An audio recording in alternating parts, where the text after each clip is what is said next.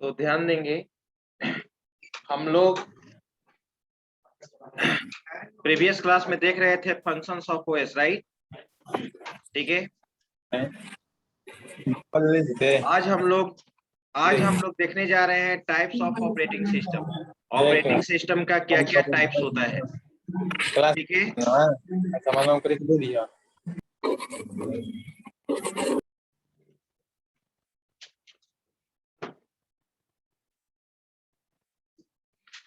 Types of OS.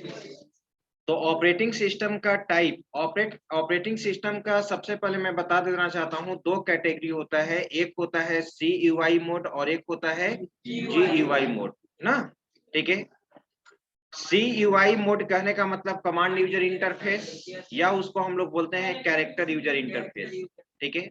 अगर आप इस टाइप के ओएस से अगर आप इंटरेक्ट होंगे, कम्युनिकेट होंगे, तो कम्युनिकेट होने के लिए बस आपको क्या याद रखना पड़ेगा? कमांड्स याद रखना पड़ेगा। जैसे इसका एग्जांपल आप देख रहे हैं डॉस ना, ठीक है। डॉस एक ऐसा ऑपरेटिंग सिस्टम है जो प्योर आपका CY बेस्ड है। डॉस एक ऐसा ऑपरेटिंग सिस्टम है जो GUI को सपोर्ट नहीं करता है, CUI को सपोर्ट करता है, ठीक है। और GUI में क्या है कि जो भी हम लोग वहां पे इंटरेक्शन होगा ओएस से, वो हम लोग ग्राफिकली मोड में कर सकते हैं ना, GUI मोड। जैसे आप देख रहे हैं ये डेस्कटॉप है, यहाँ बहुत सारा आइकन बना हुआ है ना। किसी पार्टिकुलर आइकन का पर्पस होता है, ठीक है। या फिर जो कुछ हम लोग यहाँ पे किसी फाइल को ओपन करना है, फोल्डर क्रिएट करना है, या जो कुछ वर्क करना है, आप ग्राफिकली मोड में आप आसानी से, ठीक है, करते हो, ठीक है। इससे हमारा सबसे बड़ा बेनिफिट क्या है? User friendly. ये क्या है?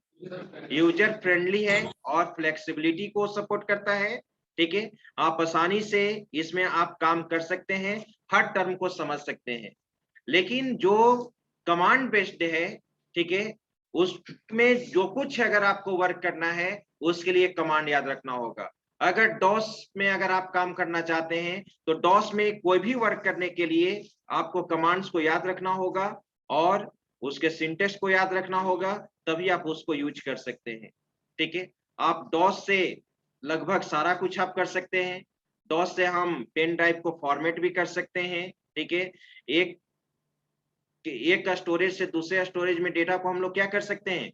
कॉपी भी कर सकते हैं, ठीक है। टाइम, हाँ वो तो स्लो होगा ही, डॉस GUI मोड में काम करता है वो, ठीक है। बिल्कुल, GUI मोड में काम करना क्या है? आसान है, ठीक है। तो अब यहाँ पे अब हम लोग को जो पढ़ना है, टाइप्स ऑफ ओएस पढ़ना है। टाइप्स ऑफ ओएस में हम लोग को यहाँ पर सबसे पहले यहाँ पर मैं बताना चाहता हूँ कि एक सिंगल टास्किंग होता है और एक मल्टीटास्किंग, ठीक है। तो सिंगल टास्किंग ऑपरेटिंग सिस्टम का मतलब हुआ कि this type of operating system, ठीक है, allows only one task at a time. एक समय में आप एक ही वर्क को क्या कर सकते हैं? परफॉर्म कर सकते हैं। That is called single tasking OS, ठीक है, सिंगल टास्किंग ऑपरेटिंग सिस्टम, ठीक है। आप यहाँ पर देखिए इसमें लिखा भी हुआ है टाइप्स ऑफ ऑपरेटिंग सिस्टम में, ठीक है। According to software configuration and working process, an operating system has the following types. First में आपका सिंगल टास्किंग ओएस है। तो सिंगल टास्किंग ओएस में वही चीज लिखा हुआ है आपका जो मैंने यहाँ पे बताया। This operating system allows to user को अलाउ करता है for performing only one task at a time, at the same time. For example MS DOS, ठीक है।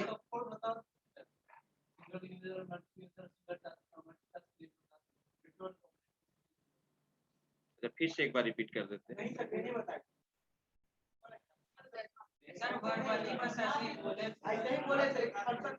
नहीं, प्रॉपरली नहीं बताए थे, वैसे ही आप लोग कोई ने पूछा था, कोई तो बता दिया था, मैंने प्रॉपरली नहीं बताए थे, ठीक है।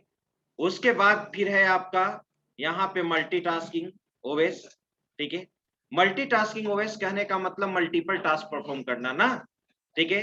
इस तरह के ऑपरेटिंग सिस्टम में आप मोर देन वन वर्क को क्या कर सकते हैं? Eight the same time perform कर सकते हैं, ठीक है।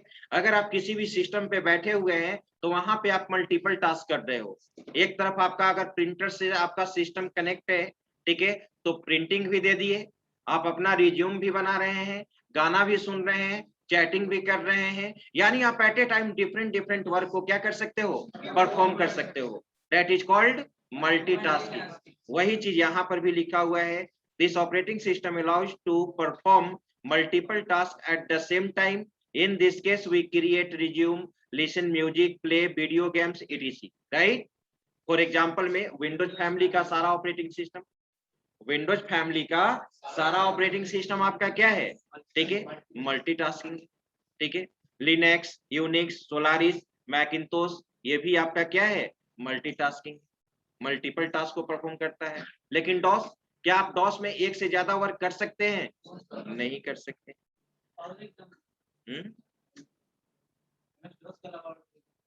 एमएस डॉस के अलावा और पुराना ओएस में होगा, लेकिन जनरली एमएस डॉस ही है, ठीक है।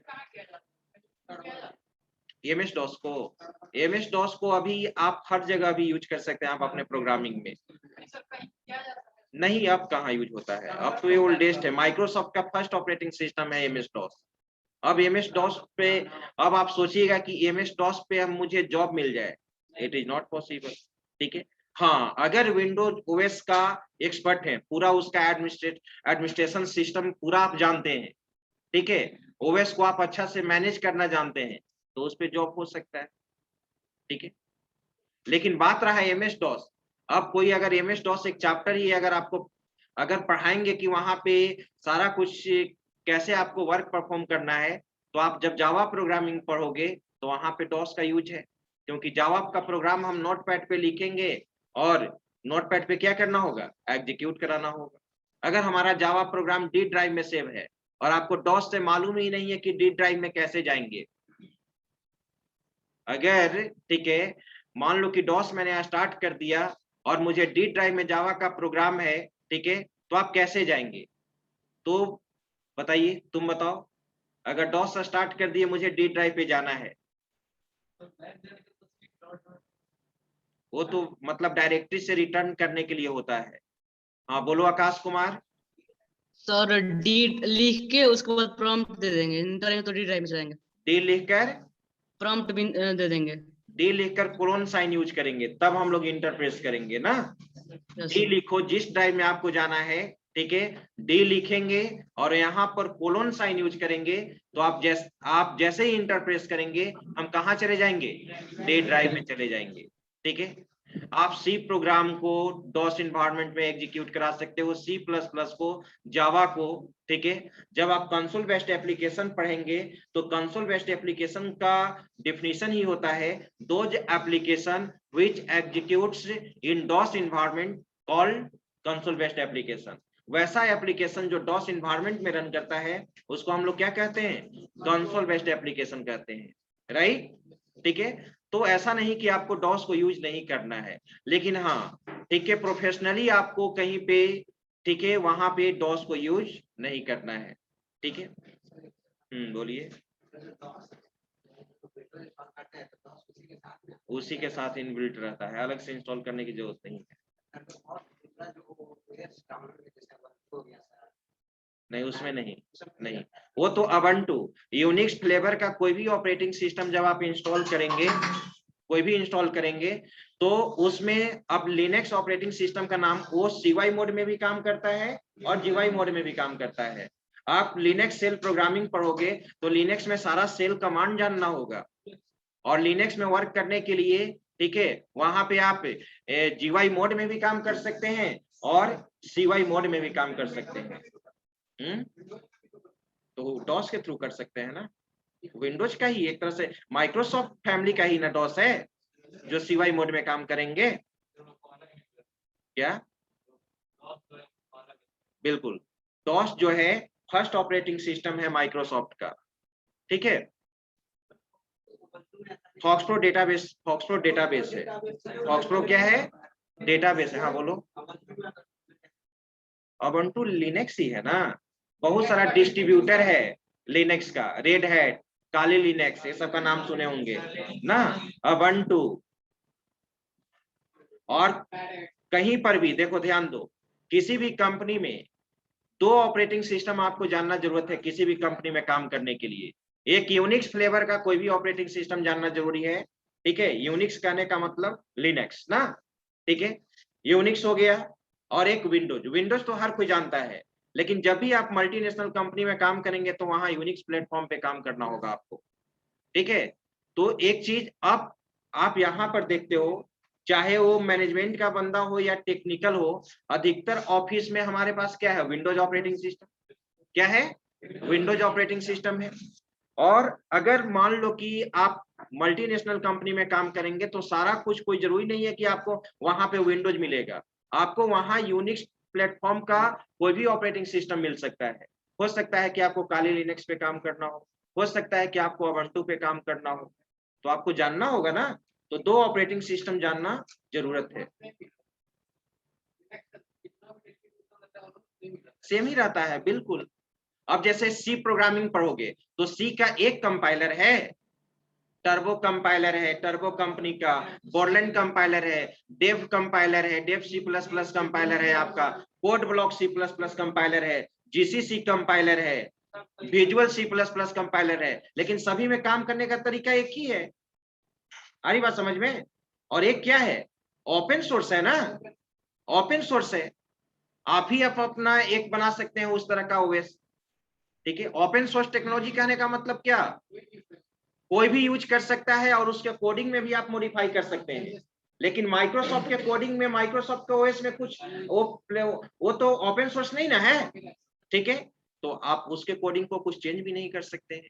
और क्या आप विंडोज ऑपरेटिंग सिस्टम जो यूज करते हैं, आप देखते हो अगर लैपटॉप आप खरीदने जाते हो तो बोला जाता है कि आपको विंडोज ओरिजिनल चाहिए, ठीक है, या फिर पायरेटेड चाहिए, होता है ना। या फिर आप ले लेते हो कि कोई अगर आपके सीनियर है या कोई जान पहचान का है तो आप बोलते हो कि मुझे एमएस डॉस ही चाहिए। क्या चाहिए? MS DOS. तो कहने का मतलब मुझे विंडोज नहीं चाहिए, हम अपना पायरेटेड ओएस आप क्या कर लेंगे, इंस्टॉल कर लेंगे, ठीक है। या फिर आप चाहते हो कि लिनक्स इंस्टॉल कराना है तो उसको पैसा थोड़ी लगेगा। उबंटू जितना भी लिनक्स ऑपरेटिंग सिस्टम है वो सारा क्या है, ओपन सोर्स है। लेकिन लिनक्स में एक बड़ा एडवांटेज है कि सिक्योरिटी के मामले में लिनक्स यूनिक्स पावरफुल है, ठीक है। आप कोई भी फाइल, जैसे विंडोज में वायरस अटैक जो होता है वो ज्यादा होता है, लेकिन आपको लिनक्स प्लेटफॉर्म पे क्या होता है, कम होता है, ठीक है। और लिनक्स और ये जो विनिक्स यूनिक्स ऑपरेटिंग सिस्टम है ये मल्टी यूजर है। क्या है? मल्टी यूजर, ठीक है। लेकिन विंडोज ऑपरेटिंग सिस्टम हमारा, विंडोज का सारा family member multi user operating system नहीं है, ठीक है। वो क्या है, सिंगल यूजर है। हाँ बोलिए।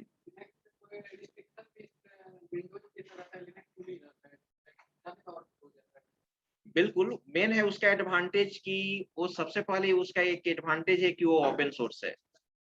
वो क्या है, ओपन सोर्स है, और वो क्या है, मल्टी यूजर है। और सिक्योरिटी पावरफुल भी उसका क्या है, ज्यादा है। अब आप देखते होंगे कहीं पर भी किसी भी कंपनी का, अगर आप सपोज मान लो कि आपका एक ऑर्गेनाइजेशन है और आप अपने ऑर्गेनाइजेशन में मान लो कि 50 कंप्यूटर सिस्टम यूज कर रहे हैं, ठीक है। अगर कभी भी माइक्रोसॉफ्ट का टीम आ सकती है आपको इंक्वायरी करने, ठीक है, कि आप पायरेटेड यूज कर रहे हैं, ठीक है। पायरेटेड यूज करेंगे तो भी फाइन होगा, होगा ना फाइन। आप पायरेटेड यूज करने के लिए क्या एप्लीकेबल हो, नहीं, ठीक है। तो आप देखते हो तुरंत फिर आपको कुछ डिसीजन लेना होगा, उसको उबंटू में कन्वर्ट करना होगा। वो तो लिनक्स ओपन सोर्स है, या कोई भी लिनक्स प्लेटफॉर्म का कोई ऑपरेटिंग सिस्टम डाल दीजिए, ठीक है। तो वो चीज होता है। अब आप देखते हैं कोई लैपटॉप लेते हैं तो विंडोज ऑपरेटिंग सिस्टम चाहिए तो 4 या 5 हजार एक्सपेंसिव हो जाता है, महंगा हो जाता है, तो विंडो के लिए लेता है ना वो। चलिए, ठीक है, मल्टीटास्किंग देख लिए यहाँ पे। हाँ बोलो सुशील। सर लिनक्स ओपन सोर्स है, फिर भी तो उसका सिक्योरिटी इतना अच्छा है क्यों? वो उस तरह का हाई लेवल का बनाया ही गया है। ओपन सोर्स से सिक्योरिटी के मामले में उसको क्या लेना देना है। जावा तो ओपन सोर्स है, जावा प्रोग्रामिंग ओपन सोर्स है, और वो हाई लेवल के सिक्योरिटी को क्या करता है, मेंटेन करता है। हाईली सिक्योर प्रोग्रामिंग लैंग्वेज है।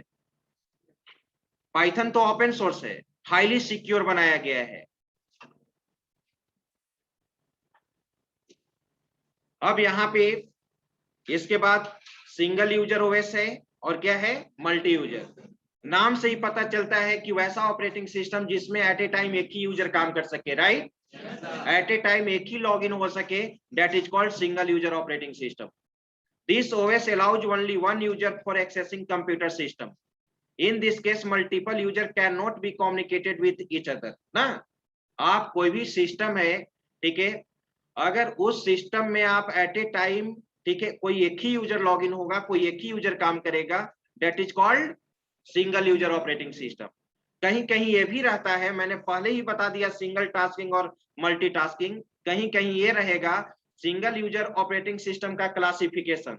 Single user operating system can be classified into two parts. One part is called single user with single tasking and second is called single user with multitasking, multiple tasking.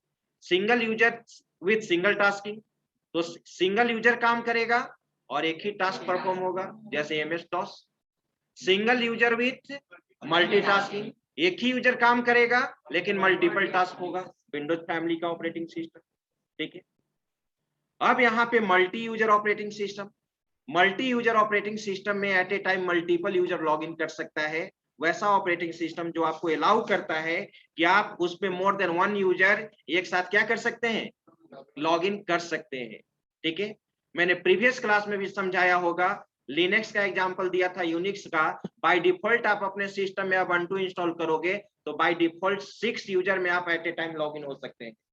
6 user में आप at a time login हो सकते हैं। सभी user का desktop open किया हुआ रहेगा, टर्मिनल ओपन किया हुआ रहेगा। क्या ऐसा विंडोज में होता है? आप एट ए टाइम एक ही यूजर में लॉगिन करते हो ना। आप विंडोज में 4-5 यूजर अकाउंट बना लो, ठीक है, ट्रिपल ए करके, ट्रिपल बी, ट्रिपल सी करके, लेकिन एट ए टाइम तो किसी एक ही यूजर में लॉगिन करेंगे। अगर दूसरे यूजर में लॉगिन करना है तो एक को स्लीप मोड में, फिर दूसरे यूजर में, at a time multiple users का लॉगिन ओपन रहेगा क्या? नहीं होगा। लेकिन यूनिक्स फ्लेवर का जो ऑपरेटिंग सिस्टम है आपका, उसमें बाय डिफॉल्ट 6 यूजर को लॉगिन करने का परमिशन देता है विदाउट सर्वर। और अगर सर्वर से कनेक्ट कर दिए तब तो सर्वर जैसा पावरफुल होगा उसके अनुसार होगा, ठीक है। तो मल्टी यूजर से, अब मल्टी यूजर है तो वहां पर शेयरिंग का फैसिलिटी होगा ना।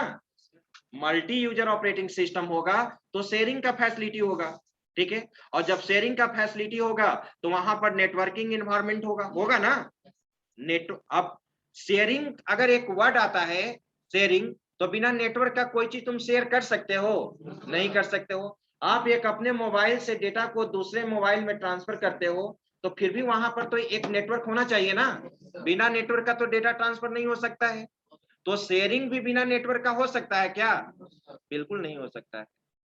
अब नेटवर्किंग शेयर करने के लिए अब कौन सा आर्किटेक्चर आप यूज कर रहे हैं वो आप पर डिपेंड करेगा। जैसा रिक्वायरमेंट होगा उस तरह का से आप पढ़े भी होंगे। अब ब्रिज में या कुछ ऐसा यूज हुआ था, LAN local area network, MAN metropolitan area network, वैन वाइड एरिया नेटवर्क, ठीक है। अब मुझे अभी जरूरत है, सपोज अगर आप मान लो कि 10 सिस्टम को कनेक्ट करना चाहते हैं तो आप लैन ही ना यूज करोगे, मैन और वैन तो यूज नहीं करेंगे। सबका वहां पर क्या है, डिस्टेंस है, ठीक है।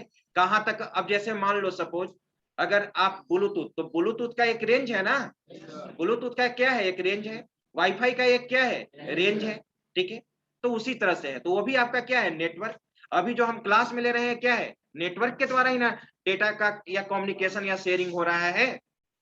तो मल्टी यूजर ऑपरेटिंग सिस्टम में मल्टीपल यूजर एक साथ, ठीक है, वर्क कर सकते हैं। इसमें जैसे suppose multi user operating system में क्या बेनिफिट हो, अगर मान लो कि हमारे पास, ठीक है, जैसे मैंने तो एक सिंपल एग्जांपल दिया था कि आपके लैपटॉप में अगर ubuntu है, लिनक्स है, तो at a time 6 user login हो सकता है। लेकिन हमारा एक लैपटॉप है तो हम तो बैठकर तो अकेले ही काम करेंगे ना। लेकिन भले हम 5 यूजर को क्या कर रहे हैं, कंट्रोल कर रहे हैं।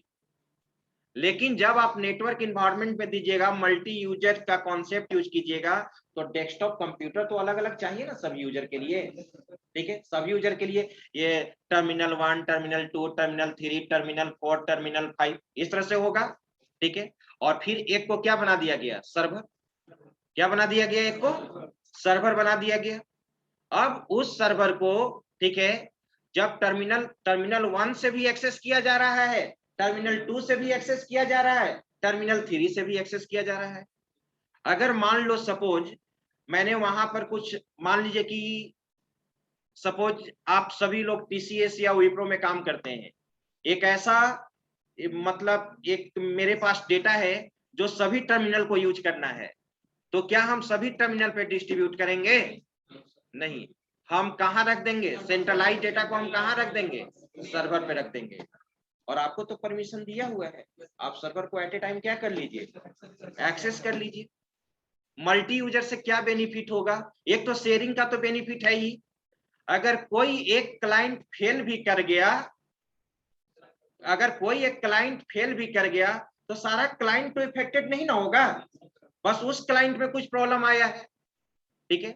लेकिन अगर सर्वर ही फेल कर गया तो सारे पूरा इंटायर सिस्टम ब्रेकडाउन हो जाएगा। जब सर्वर भी डाउन है, कुछ नहीं काम कर रहे हैं, तो क्या टर्मिनल वर्क करेगा? सारा टर्मिनल का कंट्रोलिंग कहाँ हो रहा है? सर्वर से हो रहा है, ठीक है। हाँ, बैंक में या कहीं पर भी वैसे जगह आप जाते हो, ठीक है, तो आप अगर वहां जाते हैं तो आप देखते हैं बैंक में आपका वर्क होता है, कहा जाता है कि सर्वर डाउन चल रहा है या लिंक फेल है। क्या? तो डाउन होने का रीजन तो बहुत सारा रीजन हो सकता है। टेक्निकल फॉल्ट, कंजेशन भी हो सकता है, मैंने बताया था वेदर के कारण पूरा मौसम खराब है, उस केस में भी, या कुछ अब सर्वर पे कुछ अपडेशन चल रहा है, सर्वर पे क्या चलता है, कुछ अपडेशन। देखते हो अगर आपका कोई अकाउंट, अगर आप नेट बैंकिंग यूज करते होंगे तो कभी कभी नेट बैंकिंग वर्क नहीं करता है, ठीक है, क्योंकि वो आपका साइट उस समय क्या हो रहा है, अपडेट हो रहा है या बिजी है किसी टेक्निकल इशू के कारण, ठीक है, तो उस समय तो काम नहीं करेगा। लेकिन हमेशा तो सर्वर फेल या हमेशा सर्वर तो स्लो नहीं ना होगा। तो एसबीआई में, एसबीआई सबसे बड़ी बैंक है, वो तो मालूम है, ठीक है। अब मेंटेन, अब जो जिसका वर्कलोड उस पे ज्यादा है ना, एसबीआई पूरा जितना भी भारत सरकार का सारा ट्रांजैक्शन तो एसबीआई से ही होता है, ठीक है। मेरा आपका हो सकता है कि अकाउंट एसबीआई में नहीं है मान लो, और अधिकतर लोग का अकाउंट एसबीआई में ही होता है। गांव में इस समय था तो कौन सा, पीएनबी बैंक, पंजाब नेशनल। गांव में आप देखते हो पहले, मान लो कि अब आपका होम डिस्ट्रिक्ट में एचडीएफसी हो गया, एक्सिस बैंक हो गया, लेकिन पहले तो आपका यही था ना, पीएनबी और क्या, स्टेट बैंक। तो वर्कलोड तो रहेगा ही। चलिए, तो हाँ, तो मल्टी यूजर ऑपरेटिंग सिस्टम, वही चीज यहाँ पर लिखा हुआ है। This operating system allows multiple user for accessing system at a time. In this case multiple user can share information such as sharing of printer. Printer भी तो शेयर किया जा सकता है। अब मान लो कि 10 सिस्टम है, ठीक है, एक सर्वर है और एक प्रिंटर रखा गया है। क्या अगर हमारे पास 10 टर्मिनल है तो 10 टर्मिनल के लिए अलग अलग प्रिंटर चाहिए? वही ना एक प्रिंटर है जो उसको नेटवर्क इन्वायरमेंट में रहेगा, कोई भी कहीं से भी आप प्रिंट दीजिएगा तो क्या होगा, प्रिंट निकल जाएगा, ठीक है। क्यों? क्योंकि नेटवर्क में उसको शेयर कर दिया गया है, नेटवर्क में उसको क्या कर दिया गया है, शेयर कर दिया गया है, ठीक है। अब वही चीज आप अपना घर पर एक सिस्टम पे यूज कर रहे हो, तो वो सिस्टम प्रिंटर वो आपके केवल सिस्टम से कनेक्टेड है, तो अब वो तो आप एज ए सिंगल यूजर के लिए ना आप यूज कर रहे हो, ठीक है। वही चीज है मल्टी यूजर। क्लियर है ना यहाँ तक? किन्हीं को कोई doubt? Single user, multi user, single tasking, multi tasking, ठीक है। अब नेक्स्ट है यहाँ पर नेटवर्क ओएस। क्या है यहाँ पर? नेटवर्क ओएस, ठीक है। अब नेटवर्क ओएस यहाँ पे जो है, अब नेटवर्क बेस्ड एप्लीकेशन बनाने के लिए, जैसे मल्टी यूजर का तो मैंने एग्जांपल दिया, ठीक है, कि वहां पर मल्टीपल यूजर काम करेगा। लेकिन उस तरह के ऑपरेटिंग सिस्टम के लिए आपको क्या करना होगा, नेटवर्क इन्वायरमेंट यूज करने के लिए नेटवर्क ऑपरेटिंग सिस्टम भी यूज करना होगा ना। जैसे सपोज, जैसे अभी मैंने एक एग्जांपल दिया ना आपको कि अगर सर्वर फेल हो गया तो पूरा टर्मिनल भी फेल, कोई टर्मिनल वर्क करेगा? लेकिन हम चाहते हैं कि एक ऐसा नेटवर्क मेंटेन हो कि एक नेटवर्क अगर एक टर्मिनल फेल भी कर गया तो बाकी टर्मिनल काम कर रहे हैं, वहां पे सर्वर मेन कंट्रोलर नहीं होगा, वहां पे सर्वर मेन कंट्रोलर नहीं होगा, वहां सभी टर्मिनल का सेम पावर है, सेम कैपेबिलिटीज है। जितने भी क्लाइंट्स हैं सभी क्लाइंट्स का, वहां उसको क्लाइंट नहीं कहेंगे ना, वहां पे कोई क्लाइंट है ना वहां पे कोई सर्वर है। अब सभी टर्मिनल का पावर क्या कर दिया गया? सो रहे हो जी? जाओ आंख धोकर आओ, जाइए जाइए, फिर आएगा, फिर अभी ध्यान नहीं देंगे, फिर नींद आएगी आपको। जाइए आंख धोकर आइए। नहीं।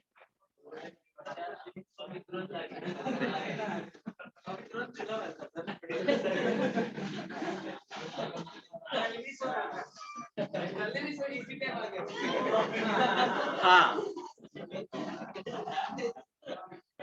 तो नींद तो तभी आना चाहिए जब जैसे जो पढ़ा रहे हैं आप समझ में नहीं आ रहा है, ठीक है, तो आप उस पर ध्यान दीजिए, जहां प्रॉब्लम है पूछिए। अब तो हर चीज को 2 बार रिपीट कर रहे हैं, ठीक है।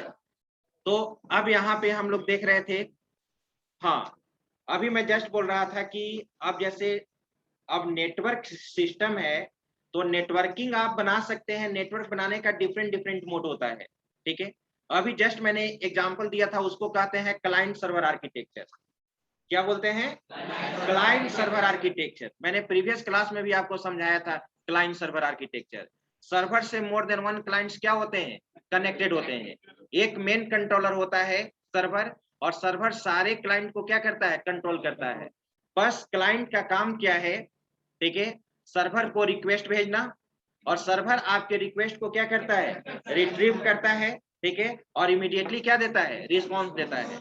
वो मल्टीपल क्लाइंट्स को एट ए टाइम क्या करता है? हैंडल करता है। अब वहां पे जो एडमिन पावर है वो सारा किसको दे दिया गया है? सर्वर को दे दिया गया है। वहां पर सबसे बड़ा एडवांटेज क्या है कि अगर एक जगह हम सेंट्रलाइज डेटा रख दिए, ठीक है, एक जगह अगर हम सेंट्रलाइज डेटा रख दिए तो सभी टर्मिनल एक्सेस कर लिया ना। सबसे बेस्ट टेक्नोलॉजी यही है, क्लाइंट सर्वर आर्किटेक्चर। आज के रियल लाइफ एग्जांपल में भी आप देख लीजिए, ठीक है, बिल्कुल। मैंने रिजल्ट का भी एग्जांपल दिया था, रिजल्ट दिया था तो हर कंप्यूटर पे, आपके कंप्यूटर पे तो डेटा नहीं ना दे दिया गया, एक सर्वर पे ना डेटा रखा गया है। एक सर्वर पे डेटा वहां क्या कर दिया गया? रख दिया गया, और आप उसको क्या कर रहे हो? एक्सेस कर रहे हो। लेकिन अभी मैं क्या बता रहा हूं कि एक दूसरा जो आर्किटेक्चर होता है उसको पीयर टू पीयर आर्किटेक्चर कहते हैं, PEER। Peer to peer architecture में क्या होता है? ना वहां पे क्लाइंट है ना वहां पे सर्वर है, ठीक है। जितने भी मशीन्स हैं, जितने भी मशीन्स हैं, सभी मशीन्स का पावर क्या है? इक्वल है, सेम है, ठीक है। अब यहाँ पर सभी क्या है? इंडिपेंडेंट है ना। क्या क्लाइंट किस पे डिपेंड करता था? सर्वर पे। यहाँ तो किसी भी तरह का कोई डिपेंडेंसी नहीं है। अगर एक क्लाइंट फेल कर गया तो बाकी क्लाइंट को उससे कुछ लेना देना नहीं है, दूसरे टर्मिनल को क्या लेना देना है। लेकिन आपके साथ क्या प्रॉब्लम होगा? अगर अब आपको कोई चीज डेटा को रखना है तो डेटा को आपको क्या रखना होगा? डिस्ट्रीब्यूटेड इन्वायरमेंट में रख देना होगा ना, डिस्ट्रीब्यूट करना होगा ना डेटा को, आपको सभी टर्मिनल पे रखना होगा। अगर 10 टर्मिनल बनाए हैं तो सभी टर्मिनल पे, ठीक है, सभी टर्मिनल पे आपको क्या करना होगा? रखना होगा। नहीं तो फिर शेयरिंग के थ्रू क्या करना होगा? ठीक है, कि एक सिस्टम पे हम डेटा क्या कर लिए? रख लिए, ठीक है, और लैन के थ्रू हम दूसरे डेस्कटॉप, दूसरे टर्मिनल का भी डेटा क्या कर सकते हैं? एक्सेस कर सकते हैं। अगर पर मान लो कि यहाँ पे 4 लैपटॉप है, ठीक है, आप सीखिएगा CCNA में, 4 लैपटॉप है, चारों लैपटॉप को कनेक्ट कर दिया गया। हम चाहते हैं कि अगर आप मुझे परमिशन दें तो हम आपके D ड्राइव के डेटा को क्या कर सकते हैं? एक्सेस कर सकते हैं। लेकिन आप पे डिपेंड करेगा, आप पे डिपेंड करेगा ना। लेकिन सर्वर तो एट ए टाइम सभी क्लाइंट को कंट्रोल कर रहा था, वो तो सभी को पावर दे रखा है, ठीक है, सभी को ऑथराइज कर रखा है कि आप मुझे एक्सेस कर सकते हैं। तो बड़े ऑर्गेनाइजेशन के लिए क्लाइंट सर्वर आर्किटेक्चर यूज होता है, और छोटे ऑर्गेनाइजेशन के लिए अगर वो सर्वर नहीं परचेज करना चाहता है और नेटवर्क इन्वायरमेंट में काम करना चाहता है तो वहां पर पीयर टू पीयर आर्किटेक्चर हम लोग यूज करते हैं। वो तो करना पड़ेगा, वो तो मेहनत करना होगा। अगर आपका स्टार्टअप है, ठीक है, 10 सिस्टम है, 20 सिस्टम है, 40 सिस्टम है, आप सर्वर नहीं परचेज करना चाहते हैं, ठीक है, अगर आप सर्वर बेस्ड आर्किटेक्चर यूज करना चाहते हैं तो आप परचेज कर लीजिए, अगर नहीं चाहते हैं तो वो भी आर्किटेक्चर यूज कर सकते हैं। जनरली साइबर कैफे में क्लाइंट सर्वर आर्किटेक्चर नहीं होता है, ठीक है, वो क्या होता है, peer to peer architecture use कर लेता है। बस नेटवर्क एनवायरनमेंट में जिस चीज को शेयर करना है, प्रिंटर को शेयर कर देता है, जिस कंप्यूटर से जिस यूजर से वहां पे वो प्रिंटर प्रिंटिंग देगा, वो क्या हो जाएगा, प्रिंट हो जाएगा। तो नेटवर्क ओएस में ही आप यहाँ पे पढ़ोगे, ठीक है, जिसको हम लोग कहते हैं दो आर्किटेक्चर होता है, जिसको डिस्ट्रीब्यूटेड ओएस भी कहते हैं, डिस्ट्रीब्यूटेड एनवायरनमेंट कहते हैं, ठीक है, उसी में आपका दो आर्किटेक्चर है, एक क्लाइंट सर्वर आर्किटेक्चर और एक पेयर टू पेयर आर्किटेक्चर जो आगे यूज होगा। तो नेटवर्क ओएस के बारे में यहाँ देख लीजिए, this OS is used to create network based application which executes in network environment, right. Network environment में क्या करेगा, एग्जीक्यूट करेगा। In this case Windows server 2003, Windows server जो 2003 है और विंडोज सर्वर 2000 भी है और 2003 भी है, ये नेटवर्क टाइप का ऑपरेटिंग सिस्टम है। विंडोज एनटी, नोवेल नेटवेयर, ठीक है, नोवेल नेटवेयर इसका कंप्लीट नाम है, ठीक है, यहाँ पर एक चीज छूटा हुआ है, नोवेल के बाद नेटवेयर लिख लेना, नोवेल नेटवेयर, ठीक है, और ये सारा क्या है, नेटवर्क बेस्ड ऑपरेटिंग सिस्टम है, ठीक है। अब यहीं पे आपको पढ़ना है डिस्ट्रीब्यूटेड ओएस। डिस्ट्रीब्यूटेड ओएस में ही आप पढ़ोगे क्लाइंट सर्वर आर्किटेक्चर और पेयर टू पेयर आर्किटेक्चर। तो यहाँ पर देखिए क्या लिखा हुआ है, distributed OS, in this type of OS multiple jobs are executed on different processor. एक मल्टी प्रोसेसर होता है, क्या होता है, मल्टी प्रोसेसर। अभी हमारा लैपटॉप सिंगल प्रोसेसर है कि मल्टी प्रोसेसर, सिंगल प्रोसेसर है, ठीक है। जब आप मेन फ्रेम कंप्यूटर पे काम करेंगे, ठीक है, तो वहां पे मल्टीपल प्रोसेसर यूज होता है, और मल्टीपल प्रोसेसर जब होता है तो आपका जो भी नंबर ऑफ टास्क है, जो भी यूजर का नंबर ऑफ टास्क है, वो number of task multiple different processor पे क्या होता है, एग्जीक्यूट करता है, ठीक है। सिंगल प्रोसेसर और मल्टी प्रोसेसर में डिफरेंट यही है कि सिंगल टास्क जो है, आपका कोई टास्क है वो सिंगल प्रोसेसर पे एग्जीक्यूट कर रहा है, और मल्टीपल जो और मोर देन वन प्रोसेस है वो मोर देन वन प्रोसेसर पे क्या करता है, एग्जीक्यूट करता है, ठीक है। तो in this type of OS multiple jobs are executed on different processor, ठीक है, फुल स्टॉप। वर्कलोड, इससे क्या बेनिफिट होता है, workload is distributed on different client. Workload को हम लोग क्या कर लेते हैं, डिफरेंट, ठीक है, डिफरेंट क्लाइंट डिफरेंट मशीन पे हम लोग क्या कर देते हैं, डिस्ट्रीब्यूट कर देते हैं, ठीक है, उसको डिस्ट्रीब्यूट कर देते हैं। जैसे सपोज अगर मैंने अब यहाँ एक सेंट्रलाइज डेटाबेस है, तो अगर हम सर्वर पे डेटा रख दिए तो उसको क्या कहेंगे, सेंट्रलाइज ना, एक जगह डेटा है, उसको तो डिस्ट्रीब्यूटेड नहीं बोल सकते हैं, उसको हम डिस्ट्रीब्यूटेड नहीं बोल सकते हैं। आज बिहार टीचर्स में जो इतना धांधली हो रहा है, बिहार टीचर्स के वैकेंसी में आप सुन रहे हो कि नियोजन के थ्रू हो रहा है ना, कि आपके हाँ बोलिए, हाँ, तो आपके नियोजन इकाई में, ठीक है, आपके मतलब जो जैसे मान ली कि आपका जो ब्लॉक है, डिस्ट्रिक्ट है, ठीक है, अब वहां पे नियोजन, ठीक है, अदर डिस्ट्रिक्ट में नियोजन, हर जगह नियोजन के थ्रू रिक्रूटमेंट हो रहा है टीचर का। लेकिन इस प्रोसेस में बहुत सारा धांधली हो रहा है। लेकिन अब सरकार क्या डिसाइड किया है कि सारे का जो भी आप अप्लाई करोगे उस डेटा को एक जगह क्या कर दिया जाएगा, सेंट्रलाइज कर दिया जाएगा। और सेंट्रलाइज एक जगह डेटा करने के बाद वहीं पे आपको बता दिया जाएगा कि आपका पोस्टिंग वहां पे गया, आपका पोस्टिंग वहां पे गया, आपका पोस्टिंग यहाँ पे गया, जो अदर सेंट्रल गवर्नमेंट जॉब में होता है ना। अब यहाँ पर तो अलग अलग वर्कलोड को क्या कर दिया गया, कम कर दिया गया ना। अब आपके डिस्ट्रिक्ट में वर्क दे दिया गया तो आपका डिस्ट्रिक्ट मजिस्ट्रेट समझे, ठीक है, जो वहां का जिला का हेड है, आपके जिला का हेड समझे। अब जो भी स्टेट अब कम्युनिकेट करेगी, बिहार सरकार किससे कम्युनिकेट करेगी, ठीक है, डीएम से, डिस्ट्रिक्ट मजिस्ट्रेट से, ठीक है। लेकिन अगर यहीं पे स्टेट से ही सारा कुछ होता तो वो डेटा क्या होता है, एक जगह सेंट्रलाइज होता ना, तब वो ठीक है तो उसको कहते हैं सेंट्रलाइज, और इसको कहते हैं डिफरेंट डिफरेंट अगर सोर्स पे हो तो उसको हम लोग कहते हैं डिस्ट्रीब्यूटेड। अब यहाँ पर देखिए वही चीज लिखा हुआ है, this operating system allows user for performing multiple task, more than one task perform करेगा on different processor. This type of OS is used in banking system. कहाँ पे यूज होता है, बैंकिंग सिस्टम में यूज होता है, such as ATM machine, railway reservation system. अब कहीं पे भी आप एटीएम, किसी भी एटीएम से पैसा निकालते हो, कहीं से भी आप टिकट बुक करा सकते हैं, किसी भी जंक्शन से आप टिकट को बुक करा सकते हैं ना, ठीक है, और वो आपका क्या हो जाता है, अपडेट हो जाता है। There are the following advantage of distributed operating system. क्या है, शेयरिंग इंफॉर्मेशन, इंफॉर्मेशन शेयर होता है, शेयरिंग डिवाइस, डिवाइस भी शेयर होगा, कम्युनिकेशन बिटवीन मल्टीपल यूजर्स, ठीक है, मल्टीपल यूजर्स के बीच में कम्युनिकेशन होगा। और यहाँ पर there are two architecture of distributed OS. दो आर्किटेक्चर हम लोग क्या करते हैं, यूज करते हैं।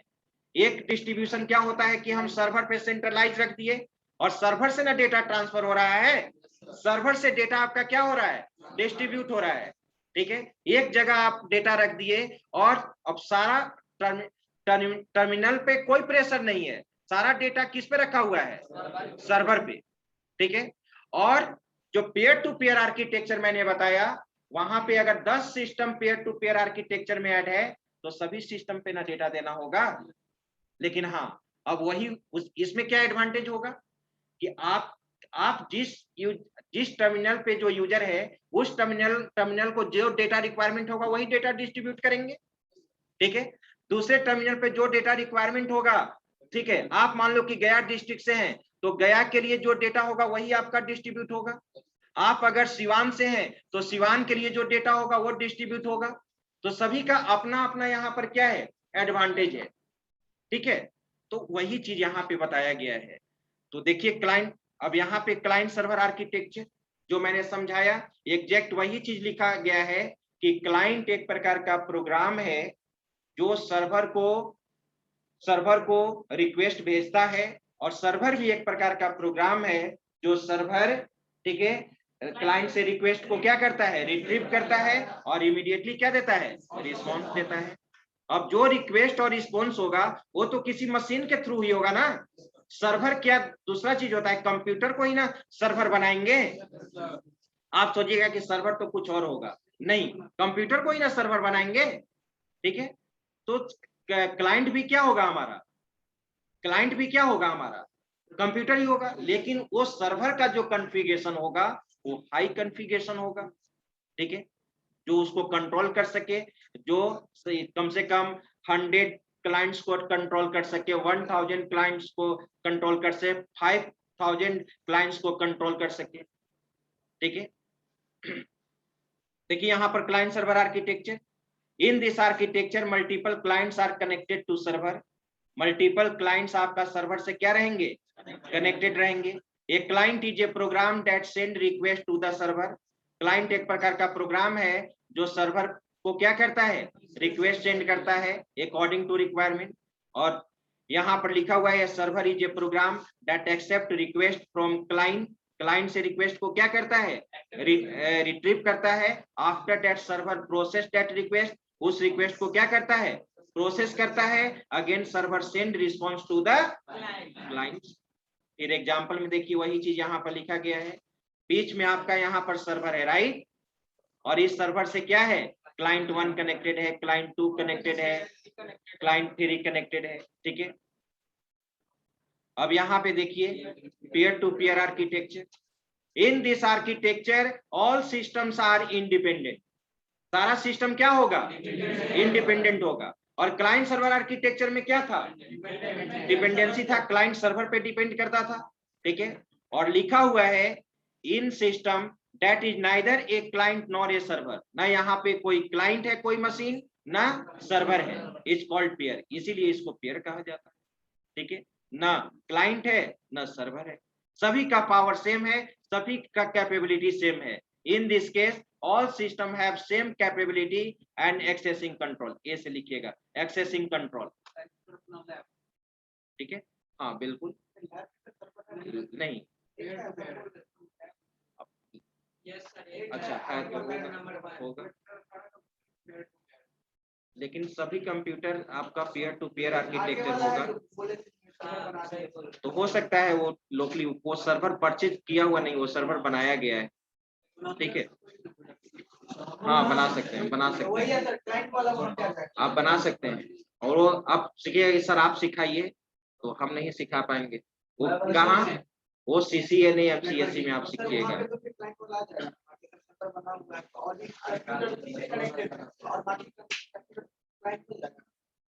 बिल्कुल हो जाएगा, पढ़ोगे।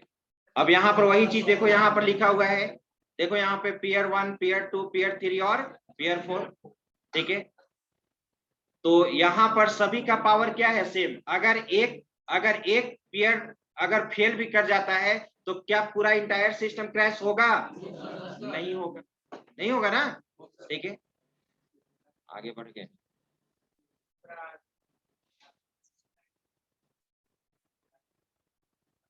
तो यहाँ पे हम लोग ये पीयर टू पीयर आर्किटेक्चर और ये क्या था, क्लाइंट सर्वर आर्किटेक्चर, यहां तक आप लोग लिख लीजिएगा नोट्स में, फेयर में ना।